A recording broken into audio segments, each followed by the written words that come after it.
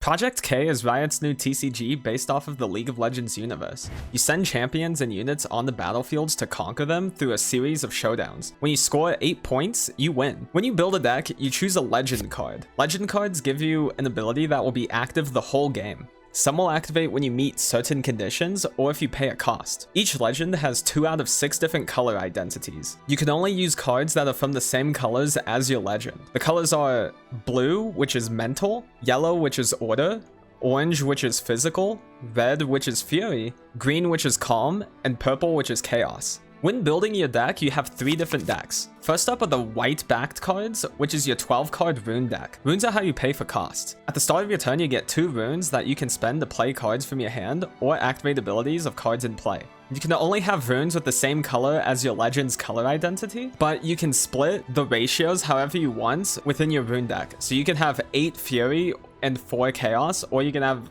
a 6-6 split. The cards with the black backs is your 3-card battlefield deck. Battlefields are public zones that players play their units on. If you start your turn controlling a battlefield or you conquer a battlefield, then you get 1 point. If you start your turn and you control multiple battlefields, then you get multiple points equal to the amount of battlefields you control. Whenever you're at 7 points, then you need to control 2 battlefields after you conquer 1 battlefield in order to get that 8th point. You can still get your 8th point if you start your turn with a held battlefield.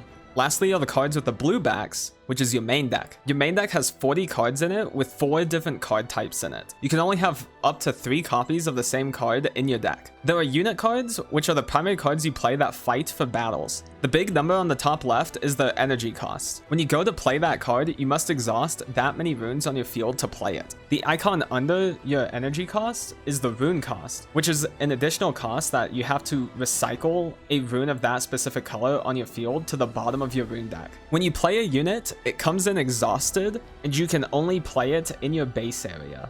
The number on the top right is that unit's might. It is essentially their power and their health during combat. The second card type are champions. Champions have the same characteristics as units, but at the start of the game, you place one with your legend as long as it has the same name as it. You can play that champion at any time like it is in your hand, but when it dies, it gets sent to the trash. Next up is spells. Spells are one-time use cards that you play, do the effect, and send it to your trash afterwards. Some of them have the keyword reaction, which can be played after an opponent uses a spell or an ability. This means you can play these spells during an opponent's turn as long as you can pay the cost. Some spells have a champion's name on them, which means you can't play those spells in your deck unless if your legend has that name. These are the champion's signature spells. Lastly is gear, which stay in your base and can have a variety of effects like your legend. The only ones out right now are the seals, which can exhaust themselves to pay for one of that specific color's rune cost for one of your cards, meaning you don't have to put back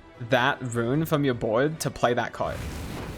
During your setup, set your decks in their respective zones. Both players set a legend and a champion that is the same name as their legend out. Decide randomly who goes first. Both players choose a battlefield from their deck that will be in play for the whole game. Then both players draw 4 cards, and each player can put up to 2 cards from their hand to the bottom of the deck and draw that same amount. Next up are the phases. There is the beginning phase. First, you score points equal to the number of battlefields you control. Next, you ready all cards on your board. Then you play the top 2 cards from your rune deck. The player going last gets 3 instead of 2 on their first turn, and then you draw a card. The player going first does not draw a card. Next is the main phase. You can play a character, you can cast a spell, you can activate a card's ability, or you can move a readied unit from your base to a battlefield or from your battlefield to your base. If a unit has the ganking ability, then it can move from battlefield to battlefield. If a unit is moved into a battlefield and no other unit is on it, then you conquer it and get 1 point. If a battlefield ever has units from 2 different players on it, then it triggers a showdown. When the showdown phase starts, then starting with the current turn player,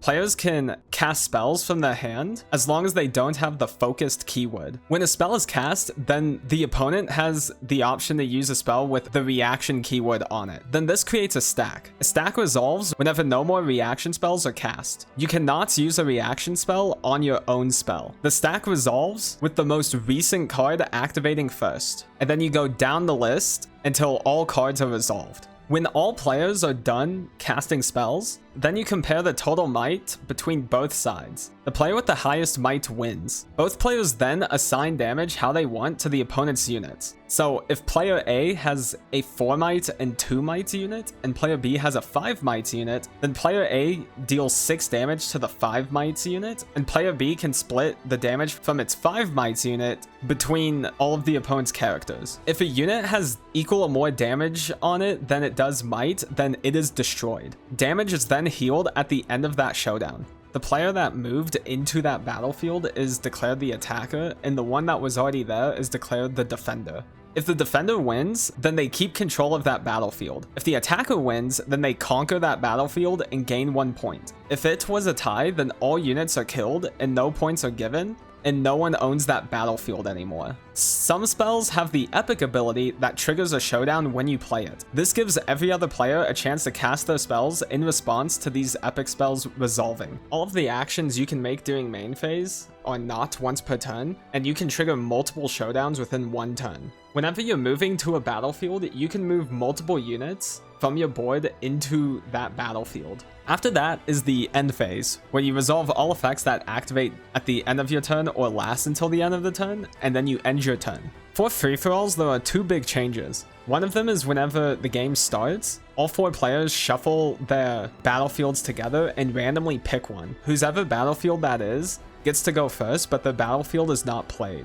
The other thing is during showdowns, players can request help from players outside of that showdown to use a spell. And that's how you play Project K. If you want to stay updated on the game or watch gameplay, make sure to subscribe. Thank you for watching and have a nice day.